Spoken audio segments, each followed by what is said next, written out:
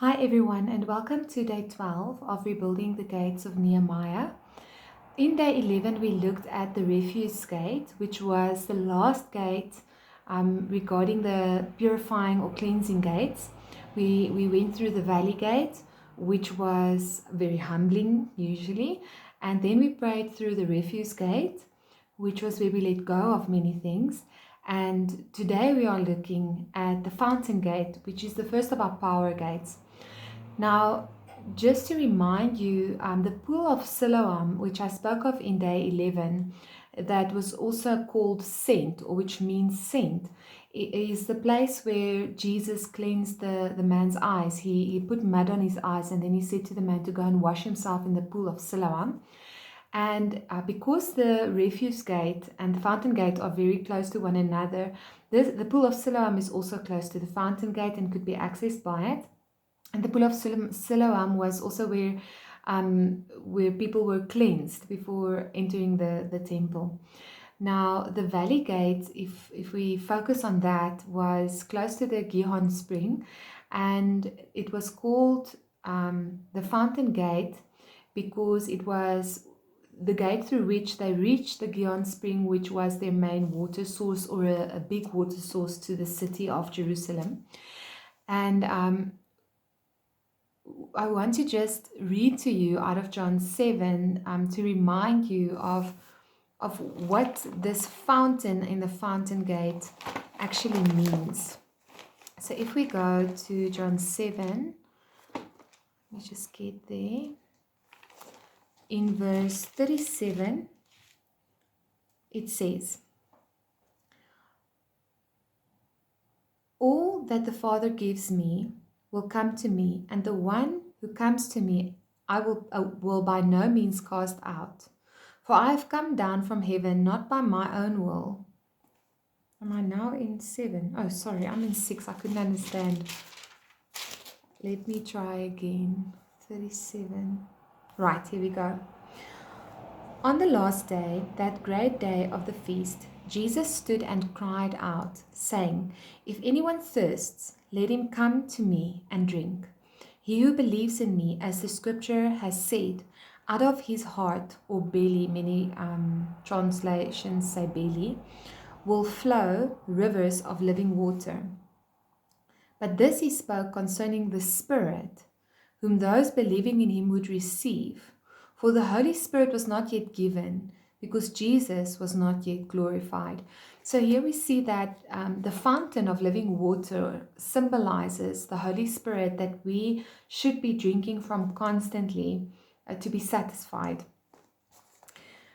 I just want to read the scripture out of Nehemiah 3 regarding the rebuilding of the fountain gate.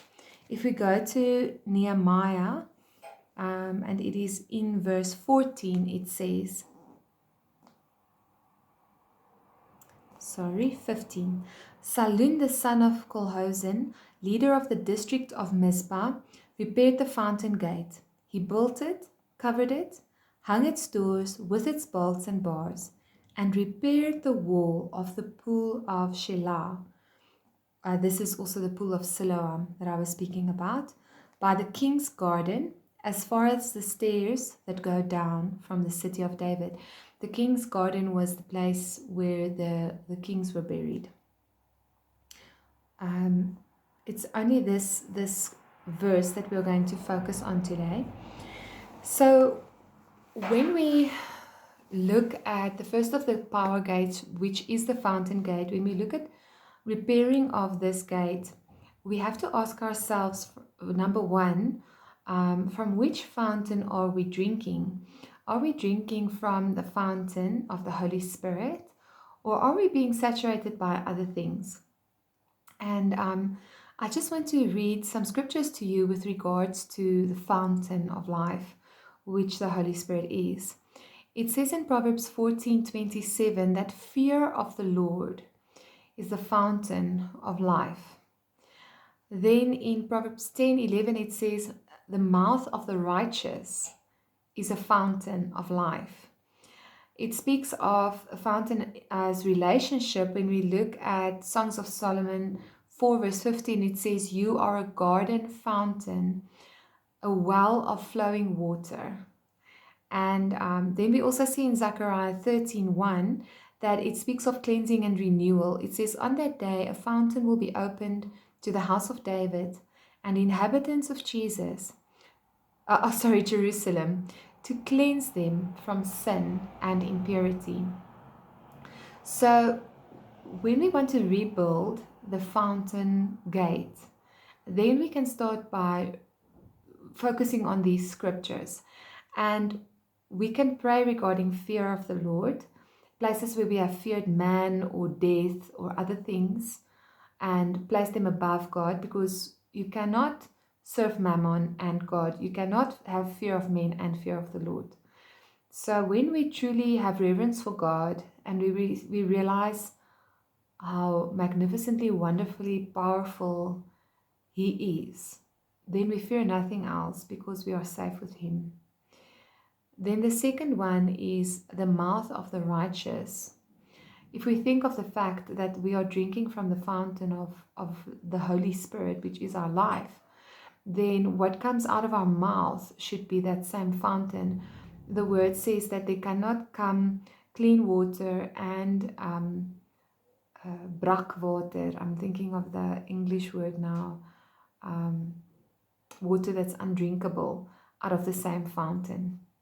And then if we look at the fact that it speaks of relationship, then we can ask ourselves what rebuilding is necessary when we pray regarding our relationship with the Lord, and are we seeing Him as that fountain? And then lastly, where we need cleansing and renewal, we can pray regarding that. What I want to ask you is whether you will apply these points to the specific topic that God has given you to pray through.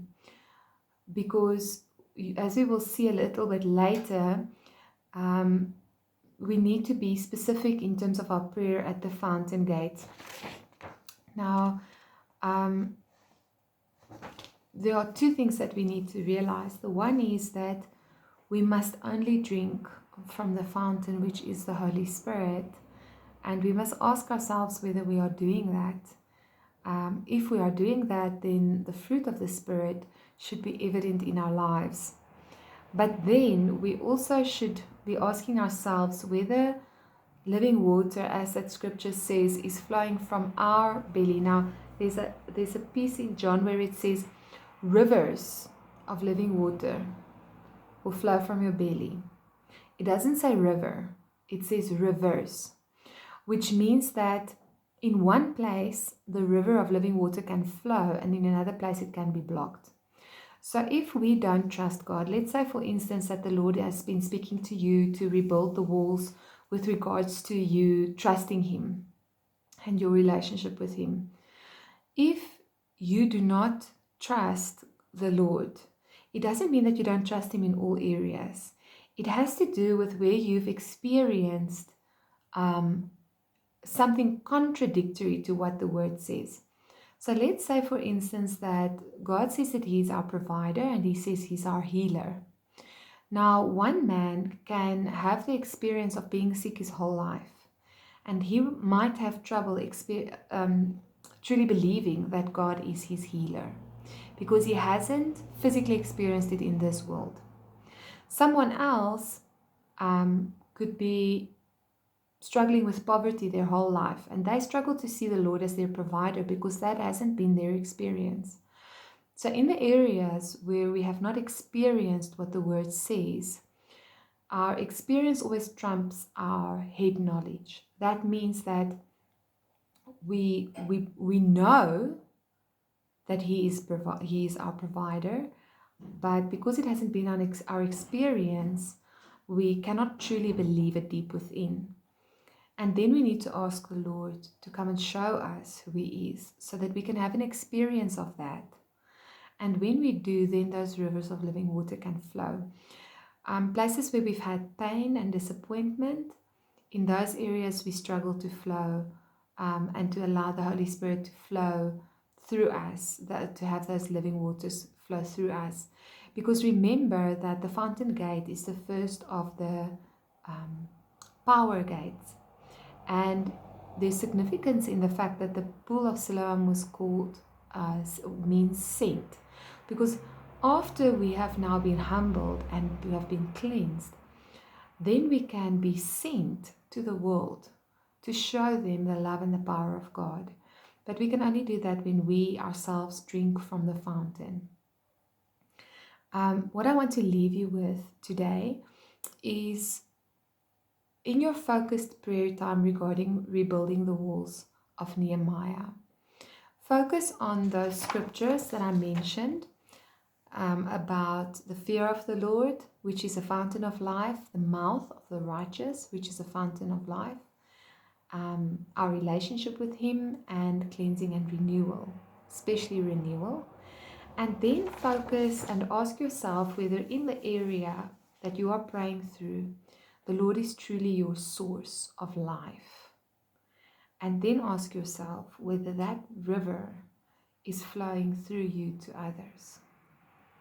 And pray through each of those points. I truly believe that as we seek the Holy Spirit, we will find Him. It is His intense desire to have a relationship with you. It is His intense desire to show you more of who He is, to fill you up, to provide for your every need, to be all sufficient for you, to be the fountain that you drink from. And when you do, when you are like when you can say like Song of Solomon, you are a well-watered garden, then you also bloom and bud and bear fruit, and other people can benefit from that. And you can be that river of living water. You can have it flow through you to others, and you can bless them with the presence of the Lord. Let me pray for you. Lord, as we focus on the first of these power gates, Lord, we realize that you are the fountain of life. Your Holy Spirit is the fountain of life. Holy Spirit, we just want to honor you for providing for us so that we may live, for filling us up so that we do not need to want any longer, but that we can find satisfaction in you.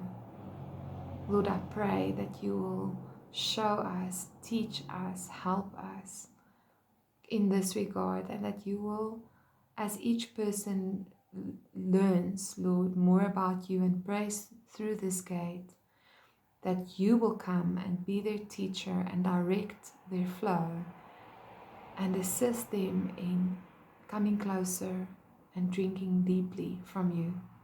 In Jesus' name, amen. Be blessed.